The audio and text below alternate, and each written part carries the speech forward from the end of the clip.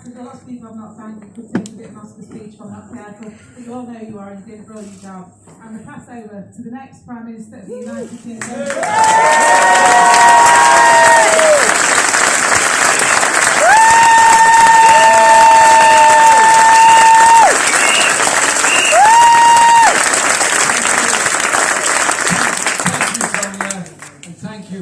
Incredible work that you're putting in and have been doing for a very long time to try and represent people here in Mansfield. And I think you should be very proud of Sonia as a councillor, as a party comrade, and as your candidate and the next MP for Mansfield. We are! Yeah, we are! Dedication to represent the people of this town, and that complete dedication to bring about real justice within our society. I think you should be very proud of her as a candidate. I want to say thank you to all of you for all the work that you've done over the years. I've been here quite a few times because I'm so impressed with the way you do things and your determination to win for everybody. And this room is a sort of microcosm of all the campaigns. Sonia mentioned some of them.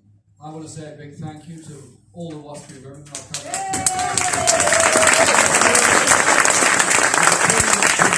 Way in which you conducted the campaign, and I want to lead a Labour government that brings that campaign to fruition with justice for the WASPy women.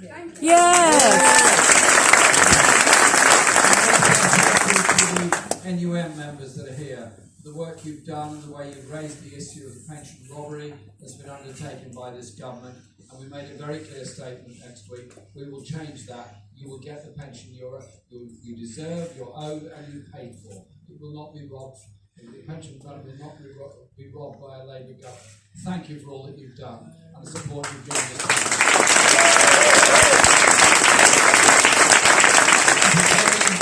Fellow candidates who come here to support, thank you very much for that, because we need to win everywhere in order to get a Labour government. And that winning comes from the support of lots of people that have gone into constituencies to help at all times. And many of you have come in tonight from whatever you're doing locally, but some have come in from elsewhere. I want to say a particular thank you to Muslims for Labour and Shaka Ali, who's here tonight, because wherever there is a need for support for Labour, they ring me up and say, what do you want us to do? And I say, go there and knock on doors and get support. They've never ever let us down. They did so much work in the Peterborough by-election and so many other places. Let's just say a big thank you to them.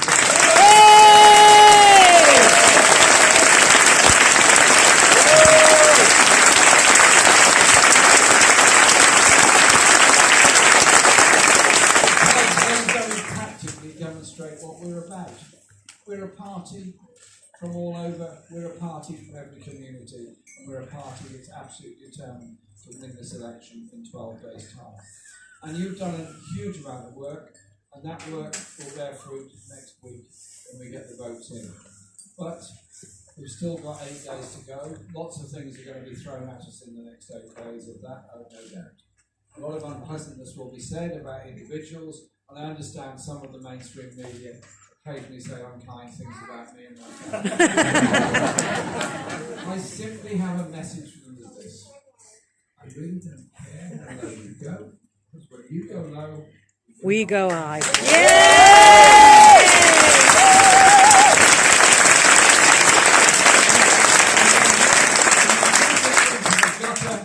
we go up to the skies. I'm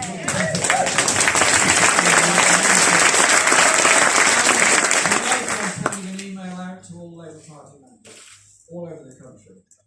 This Saturday, let's break all the records and have more people from our party out on the streets campaigning, on the stalls, door knocking, talking to people, listening to people than we've ever had before. Because this campaign in December, in very bad weather, very difficult conditions for many people, has actually had more people helping than any campaign I can remember. The events I've been to have been absolutely packed out. Thousands of people turning out to support Labour. Thousands of young people, older people, and many others just turning out to support Labour. So do everything you can. Tomorrow, I understand you're starting canvassing at 10:30. Corner of Ladybrook Lane and Pennant Road. Yeah, we're out tomorrow in Ladybrook Lane, so come out tomorrow in Penman Wards and give us a hand. We need as many people out the doorsteps as you can, and we can do this together. Got it? Ladybrook Lane, 10:30 tomorrow morning. You're going to be there. Hands up.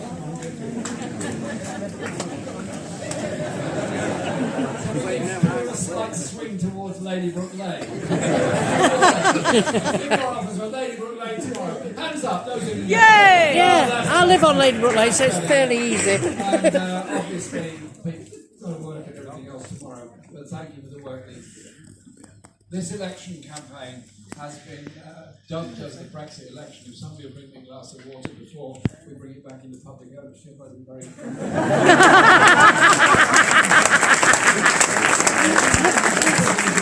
I can't do it till next week. And this election has been done with the media talking little else. Well, I can understand that, and you can understand the position we've resulted in as a party. I do that because I want to bring people together.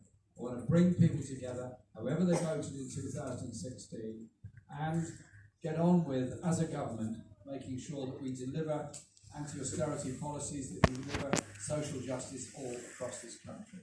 But if any of you understand, thank you so much.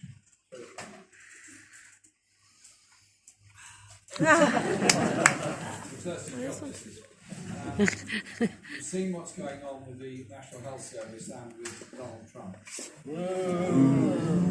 Hang on, I haven't said anything yet. We heard there were these talks going on between the British government and the USA about trade talks. So somebody asked for under Freedom of Information Act, papers on those talks. And eventually they were produced, and they indicated that a series of meetings had been going on for 2 years. We know what the title of the meetings was. We know who was present at them. We were denied any knowledge of the context of the minutes of those meetings. The whole thing was redacted, as I showed on television when I did the debate with the Prime Minister. And then the papers did appear, and we produced them all and handed them to the media publicly. And they show very, very clearly what is actually going on. This is the future under the Tories. This is the future with Boris Johnson. They were discussing access to our public services, access to what they nicely call our health market. They were discussing extending patents on expensive medicines made by American pharmaceutical companies.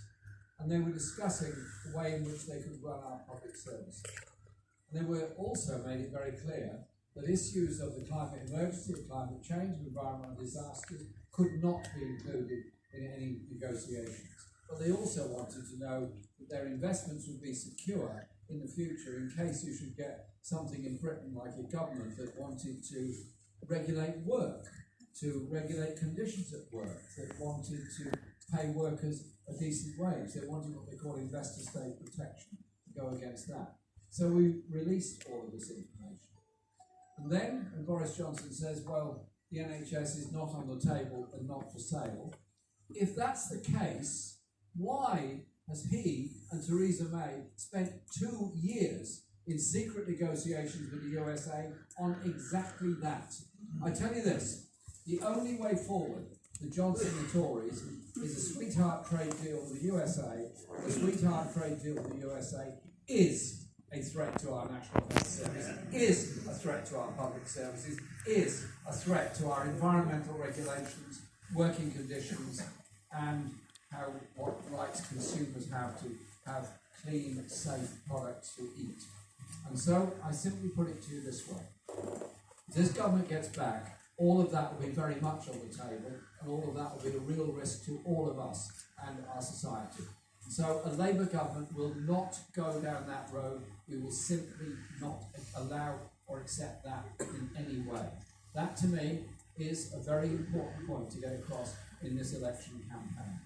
And people have said our manifesto is very long. Yes, it is. They've said it's expensive. Yes, there is a cost involved, of course. And they say, can you afford it? I simply say this. Our manifesto is a product of a lot of work by a lot of people in the party and in trade unions and community organisations, and sets out a vision of the kind of society and country we can become. And as it was being written, I said all along, every single item in our manifesto has got to be costed and has got to be payable and paid for by our process. So we produced a very substantial grey book alongside the manifesto. So there you have it. Clear indication of what all our priorities are, and on this side, clear indication of how we're going to pay for it.